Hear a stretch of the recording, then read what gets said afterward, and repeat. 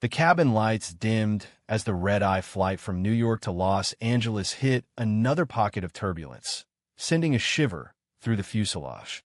That's when his arm brushed against mine under the thin airline blanket we'd ended up sharing.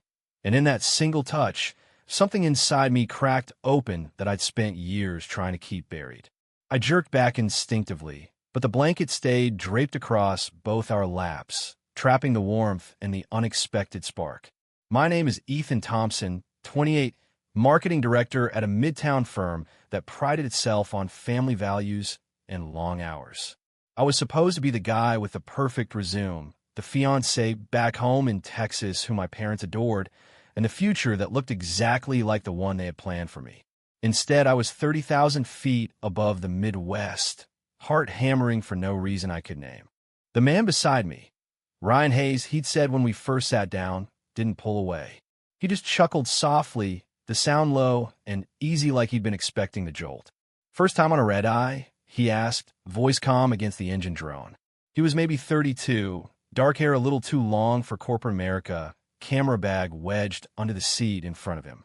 "Photographer," he told me earlier, heading home to LA after a shoot in Brooklyn. I nodded, grateful for the distraction.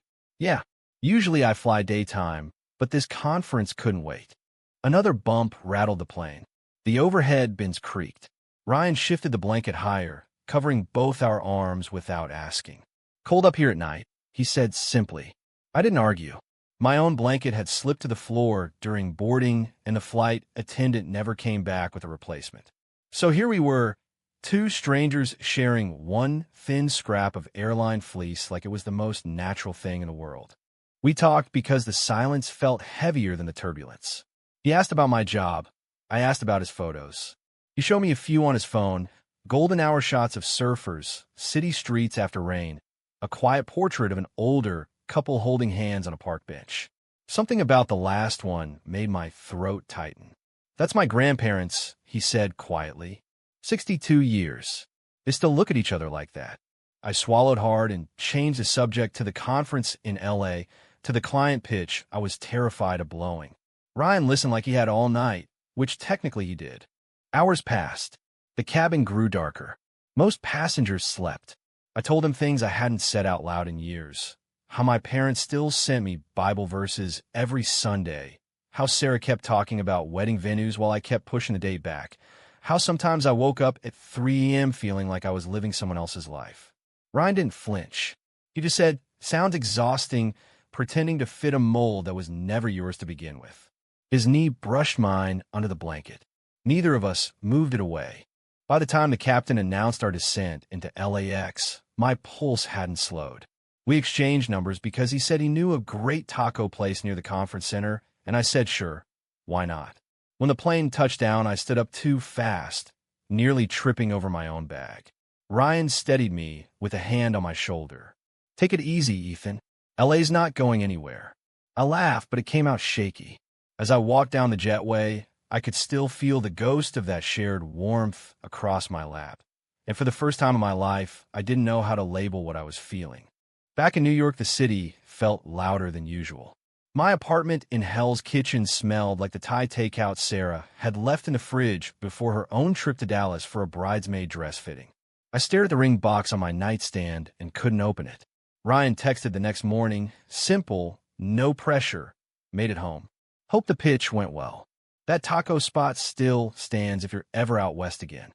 I stared at the message for 20 minutes before replying with a thumbs-up emoji and a lie about how busy I was. 3 days later, I was on another plane, this time for the conference. The moment the wheels lifted off the runway, I felt it again, that same crack inside my chest. I spent the 5-hour flight replaying every word Ryan and I had exchanged under that blanket. When I landed in LA, the California sun hit me like an accusation. I checked into the hotel, changed into my suit, and delivered the pitch on autopilot. The client loved it. My boss texted congratulations with 3 fire emojis. I should have felt on top of the world. Instead, I found myself standing on the hotel balcony at midnight, phone in hand, typing and deleting the same message to Ryan a dozen times. Finally, I hit send. Still in LA for 2 more days. Tacos sound good if the offer's open. His reply came in under a minute. Tomorrow, 7 p.m. I'll pick you up. The next evening, he pulled up in a battered Jeep Wrangler, windows down, music low. He wore a faded black t-shirt and jeans, nothing like the polished guys I worked with. We drove to a hole-in-the-wall place in Silver Lake where the line spilled onto the sidewalk. Over al pastor and cold horchata, he asked how the conference was going. I told him the truth, great on paper, empty inside. He nodded like he understood. Then he said, when I came out to my family at 19, my dad didn't speak to me for 6 months. Now he sends me memes about gay weddings. People change. Sometimes you just have to give them the chance. I almost dropped my taco. We hadn't used the word yet, but it hung there between us, bright and terrifying. I changed the subject to his latest photo project, but the question stayed with me all night. When he dropped me back at the hotel, he didn't try to hug me or anything. Just smiled and said, "Text me when you're back in New York. I come east sometimes for work." I watched his taillights disappear and felt the same crack widen another inch. Back home, Sarah met me at the airport with flowers. She talked nonstop about centerpieces and guest lists. I smiled and nodded and hated myself for every second of it. That night, I lay awake staring at the ceiling, Ryan's voice looping in my head. For the first time, I let myself wonder what would happen if I stopped pretending the blanket had only been about staying warm. Ryan flew into New York 2 weeks later for a gallery show. I met him at a coffee shop in Chelsea because I told myself it was just friendly, just two guys who'd survived a bumpy flight together. The moment he walked in wearing a leather jacket and that same easy smile, my stomach flipped. We talked for hours. He showed me prints from his new series, portraits of queer elders who'd lived through Stonewall and AIDS and still danced at Pride. I told him about the fights I'd been having with my father over the phone, how Dad kept asking when I was going to man up and start a family. Ryan listened without pity. "You don't owe anyone your life story until you're ready," he said. "But you do owe yourself honesty." That weekend we walked the High Line at sunset. Our shoulders brushed, and neither of us stepped away. When it started to rain, we ducked under an awning, and he turned to me, raindrops clinging to his lashes. "Ethan, I like you.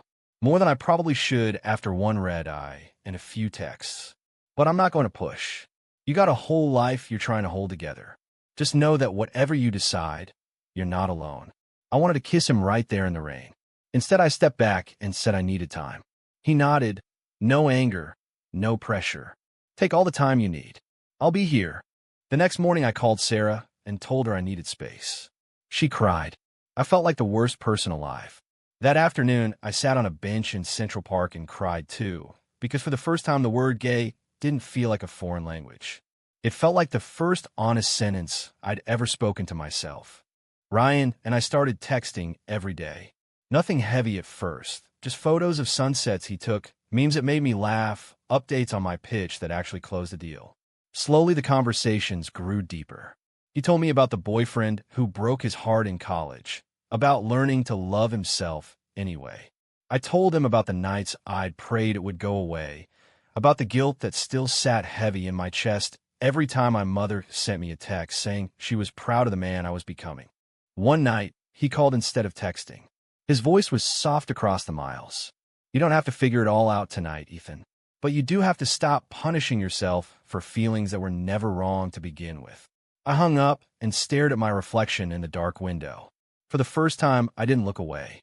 We met again in Chicago for a long weekend. Ryan had a shoot there. I invented a client meeting. We walked Navy Pier at night, ate deep dish pizza, and talked until the sky turned pink. On the last night, we sat on the hotel roof deck under a blanket. Not an airline one this time, but the same feeling. His hand found mine. I didn't pull away.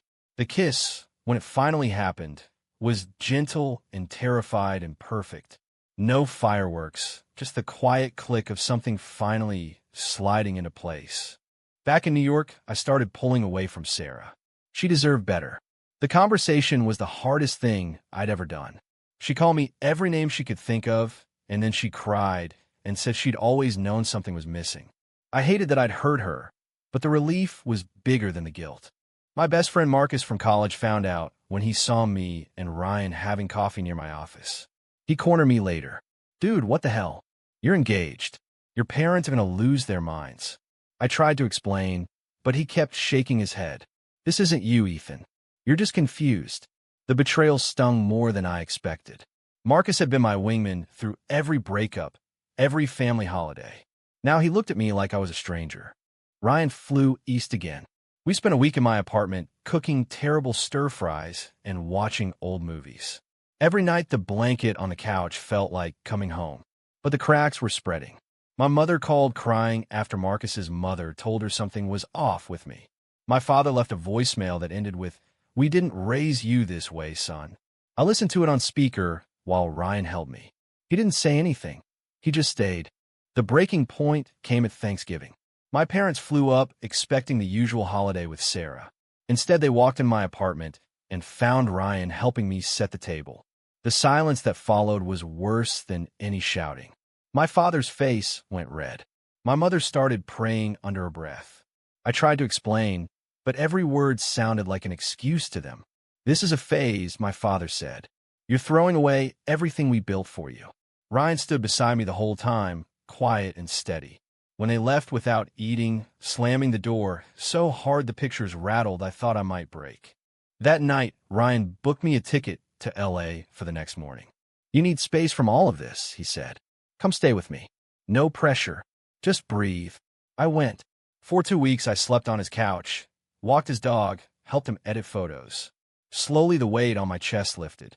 I started journaling for the first time in my life, pages and pages of feelings I'd never named. Ryan never pushed, never asked for more than I could give. One evening on his balcony, overlooking the hills, he said, "You're allowed to be happy, Ethan, even if they never understand." Marcus texted me once, a short message that said he was sorry and didn't know how to handle it. I didn't reply right away. Some betrayals take time to forgive. 6 months later, I stood on the same beach where Ryan had taken those golden hour shots years ago. The sun was setting over the Pacific, painting everything gold and pink. Ryan walked toward me, carrying 2 coffees, smiling the same smile that had started everything under that thin airline blanket. I wasn't the same man who'd boarded that red-eye flight. I'd lost my parents' approval, lost the version of myself they tried to build, lost the safety of pretending. But I'd gained something bigger, an honest life, a love that didn't need hiding, and a version of myself I could finally look in the mirror and recognize. We didn't need words anymore. I took the coffee, set it in the sand, and pulled him into my arms. The kiss tasted like salt air and second chances. Somewhere behind us a seagull cried, but all I could hear was the steady beat of his heart against mine.